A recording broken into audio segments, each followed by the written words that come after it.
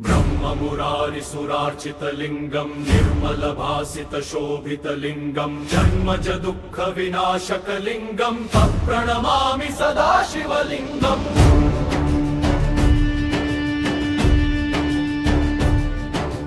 देवमुनिप्रवरार्चितलिङ्गं कामदहन करुणाकरलिङ्गं रावणदर्पविनाशनलिङ्गं तत्प्रणमामि सदा शिवलिङ्गम्।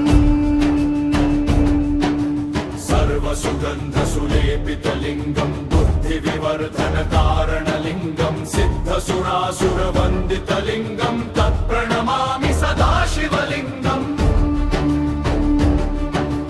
कनकमहामणिभूषितलिङ्गं फणिपतिवेष्टितशोभितलिङ्गं दक्षसुयज्ञविनाशनलिङ्गं तत्प्रणमामि सदा शिवलिङ्गम्। कुङ्कुमचन्दनलेपितलिङ्गं पङ्कजहारसुशोभितलिङ्गं सञ्चितपापविनाशनलिङ्गं तत्प्रणमामि सदा शिवलिङ्गम्।